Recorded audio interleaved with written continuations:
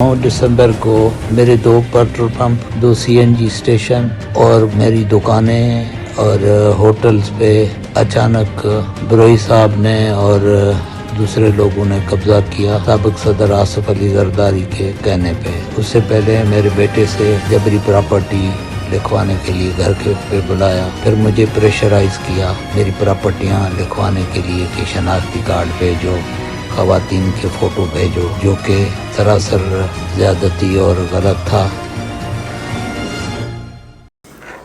अस्सलाम वालेकुम नाज़रीन, ज़ेक टीवी में खुश आमदीद। तकरीबन 1 महीना कबल हमने एक प्रोग्राम किया था जिसमें बताया था कि साबिक सदर आसिफ अली जरदारी साहब के बिज़नेस पार्टनर, करीबी दोस्त मुस्तफ़ा मेमन साहब के पेट्रोल पंप, सीएनजी स्टेशंस और होटल्स पर कब्ज़ा कर लिया गया है। और ये कब्ज़ा अली हसन बिरोही और उनकी जो टीम है, जो मुसल्लह अफराद थे, उनकी जानिब से ये किया गया।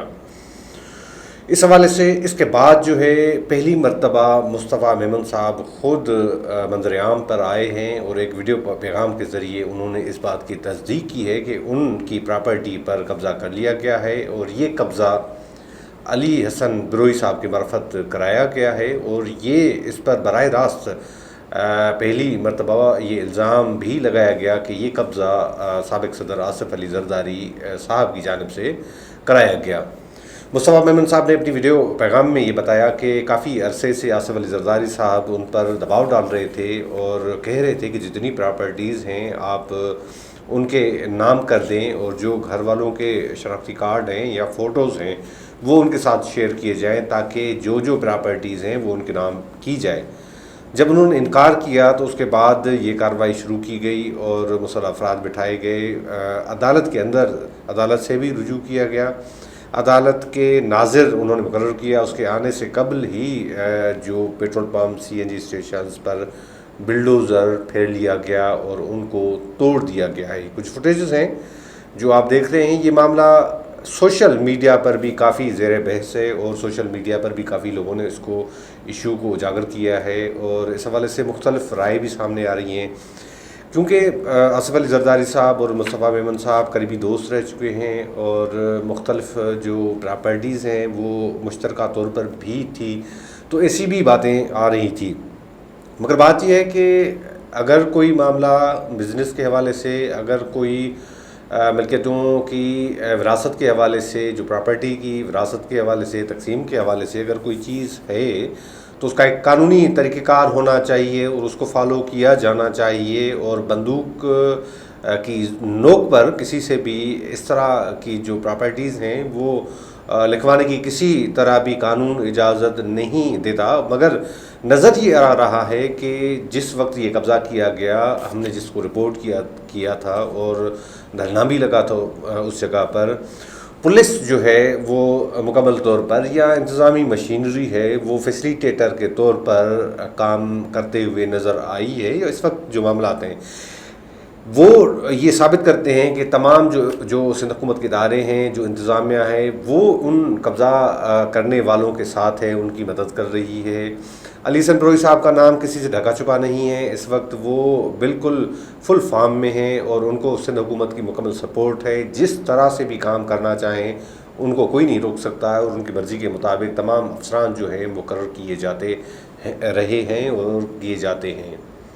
ओमनी ग्रुप के लिए बुनियादी तौर पर जो उनका लिंक है, जो काम कर रहे हैं, जो एजी मजीद साहब के साथ होते हैं या ख़ास तौर पर सेठ यूनुस जो कनाडा में बैठे हुए हैं, उनके साथ मिलकर जो मेन अहम जो बंदे हैं जो इस सारे सिस्टम के लिए काम करते हैं, एक है अली हसन बिरोही साहब और दूसरा जो साबिक डिप्टी कमिश्नर और इस वक्त डायरेक्टर एडमिन लगे हुए हैं KDA के अंदर मोहम्मद अली शाह साहब, वो दोनों जो है ये इस तरह से काम फील्ड में हैं और जो भी काम होता है जायज़ नाजायज़ वो सारी चीज़ें वो करते आ रहे हैं। इसी तरह से वेस्ट के अंदर भी तमाम जो मशीनरी है वो अली हसन बिरोही साहब की है और बोर्ड ऑफ रेवेन्यू में भी जितने अफसरान मुकर्रर किए गए हैं वो अली हसन बिरोही साहब के हैं और उनकी मर्ज़ी के बगैर मिनिस्टर साहब को कोई अथॉरिटी नहीं है, कोई अख्तियार नहीं है, वो किसी मामले में मुदाखलत नहीं कर सकते हैं।